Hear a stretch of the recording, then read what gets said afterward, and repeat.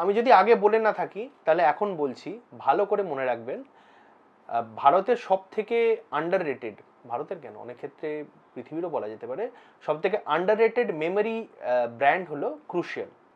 মাইক্রনের এই commercial ব্র্যান্ডটির product আমরা অনেক ক্ষেত্রেই একটু নিচু চোখে দেখে থাকি বা নিচু নজরে দেখে থাকি, কিন্তু আমি আজকে ক্রুশিয়ালের এমন একটি প্রোডাক্ট রিভিউ করতে চলেছি যেটা দেখলে আপনি বুঝতে পারবেন ক্রুশিয়াল কেন আন্ডাররেটেড এবং কেন অনেক ক্ষেত্রেই মার্কেট ডিসরাপ্টার হিসেবে কাজ করে। নমস্কার, আমি নীল, আপনারা দেখছেন টুকটাক টেক, আর আজকে সব থেকে অ্যাফোর্ডেবল Gen4 NVMe রিভিউ।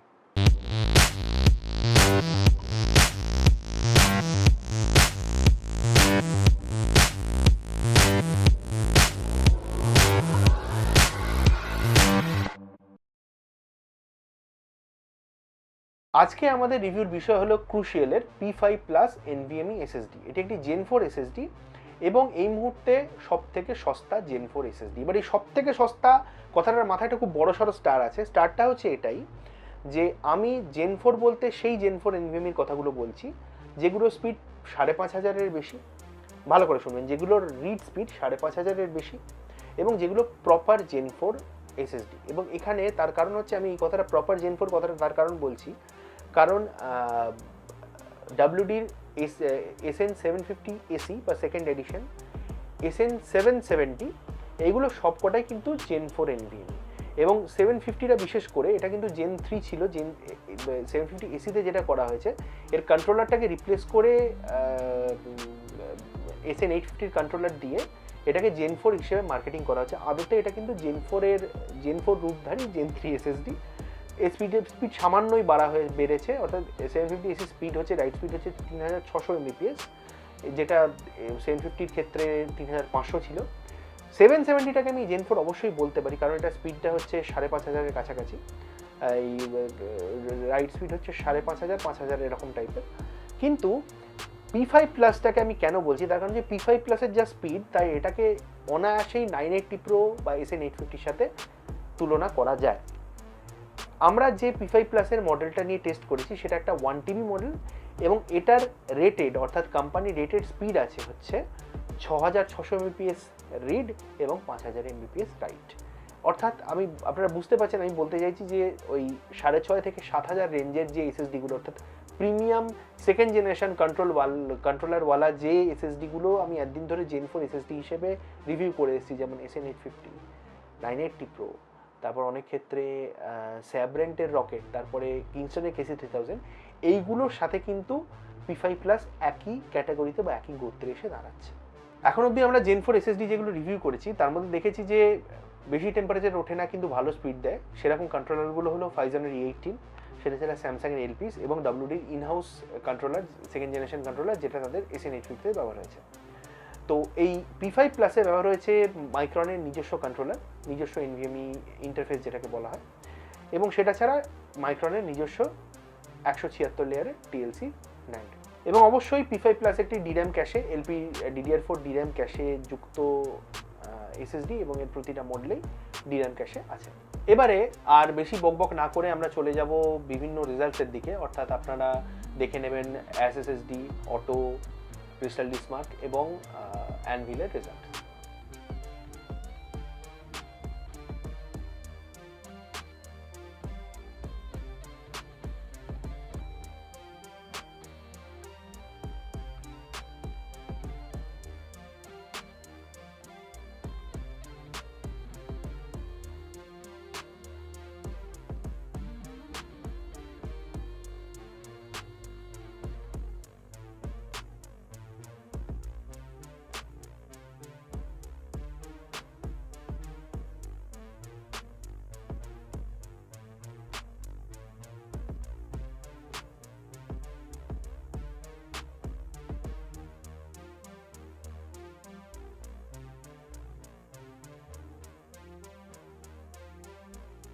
তাই আপনারা দেখে নিলেন যে সত্যি করেই রিপোর্টেড স্পিড 6600 এবং 5000 অনেক ক্ষেত্রে অতিক্রম করেই চলে ক্রুশিয়ালের P5 Plus।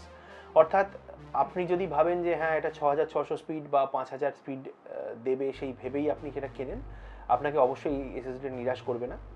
এবং দামের দিক থেকে এটা অবশ্যই অন্যান্য এসএসডি থেকে মানে স্যামসাং বা ডব্লিউডির সাথে কম্পেয়ার করলে অনেক ক্ষেত্রে 500, 1000, 2000 টাকা অবধি কম দাম। তো মানে খুব এক্সাইটিং সময় যখন আমি বলেছিলাম যে কেন আমি Gen4 এসএসডিগুলো এখন রিভিউ করছি, কারণ আস্তে আস্তে এগুলো যত এটা কমন হতে শুরু করবে তত দাম আস্তে আস্তে পড়তে শুরু করবে, এবং দাম পড়তে শুরু করলে তখন সাধারণের ধরাছোঁয়ার মধ্যে চলে আসবে Gen4 এসএসডি, এবং তখন সত্যি করেই লোকের দরকার পড়বে Gen4 এসএসডি রিভিউ, এবং সেই জন্যই সেই কথা ভেবেই আমার Gen4 এসএসডি রিভিউ করা। শুধু তাই না, আমরা শিগগিরই আরও দুখানা Gen4 এসএসডি রিভিউ করবো, একটা কিংস্টনের এবং আরেকটা স্যাব্রান্টের। কিন্তু সেখানে সেগুলোতে আসার আগে বলি কেন P5 প্লাস আজকে এত ইম্পর্টেন্ট এবং কেন আমি এটাকে সব ক্ষেত্রে রেকমেন্ড করবো। প্রথম কথা হচ্ছে যে 6600 এবং 5000 এটা একটা ভালো স্পিড, মানে এবার সেটা আপনি ওয়ার্কস্টেশনে ব্যবহার করুন, আপনি গেমিংয়ের জন্য ব্যবহার করুন, বা আপনি কনসোলেও ব্যবহার করুন, সেটা কিন্তু অনেক ক্ষেত্রেই অনেক ক্রাইটেরিয়াকে সাপোর্ট করে দেয়। অর্থাৎ আপনি 4K ভিডিও এডিটিংয়ের জন্য, যে জন্য অনেকেই স্ক্র্যাচ ডিস্ক হিসেবে একটা Gen4 এসএসডি ব্যবহার করে হাই ক্যাপাসিটি, সেখানে আপনি P5 প্লাস অনায়াসে ব্যবহার করতে পারেন। আমি এটাতে 5 বছর ওয়ারেন্টি আছে, আমি লংজিভিটি ইত্যাদি কথা ভাবছি না, আমি এই ক্ষেত্রে এখানে স্পিড এবং অ্যাফোর্ডেবিলিটি অর্থাৎ স্পিড টু পারফরমেন্স রেশিওর কথা একমাত্র ভেবে বলছি। যারা পিউজিট বেঞ্চ ফলো করেন, পিউজি সিস্টেমসের কথা ভাবেন, তারা জানেন যে সবথেকে বেশি রিলায়েবল Gen4 এসএসডি হচ্ছে 980 Pro, সেই ব্যাপারে আমি আসছি না। আর যারা top of the line SSD চান, আমাকে যদি কেউ বিভিন্নভাবে, মানে একটা জিনিসকে তো বিভিন্ন ক্যাটাগরিতে ভাগ করা যায়, মানে কেউ যদি আমাকে বলেন বেস্ট গ্রাফিক্স কার্ড কি, আমি অবশ্যই বলবো 3090 Ti, কিন্তু কেউ যদি আমাকে বলেন বেস্ট বাজেট গ্রাফিক কার্ড কি, আমি অবশ্যই বলবো 3060 Ti। ব্যাপারটা সেরকমই। অর্থাৎ Gen4 এসএসডি হিসেবে সব থেকে ভালো কি KC3000 বা রেনেগেড বা 980 Pro, কিন্তু কেউ যদি আমাকে বলেন একদম সব থেকে ব্যাং ফর বাক ভালো স্পিডের Gen4 এসএসডি কি আছে মার্কেটে, তাহলে আমি চোখ বুঝে বলবো P5 প্লাস। তার কারণ হচ্ছে যে স্পিড, পারফরমেন্স, প্রাইস সব দিক থেকে কিন্তু এটা একদম ঠিক জায়গায় আছে, এবং 5 বছর ওয়ারেন্টি এবং ক্রুশিয়াল নামটার জন্য এটা কিন্তু একটা খুব সুন্দর জায়গায় এসে নিজেকে স্থাপন করে। তো আপনারা এই P5 প্লাসের রিভিউ শিগগিরই আপনারা টেকআক্সেও পেয়ে যাবেন সুমনদার ব্লগে। তার লিঙ্কও রিভিউ বেরোনো মাত্র যদি এর মধ্যে বেরিয়ে গিয়ে থাকে আপনারা ডিসক্রিপশন সেকশনে পেয়ে যাবেন। আমাদের সোশ্যাল মিডিয়া গ্রুপে যান এবং সেখানে দেখে নিন এরপরে আমরা কি Gen4 এসএসডি রিভিউ করতে চলেছি।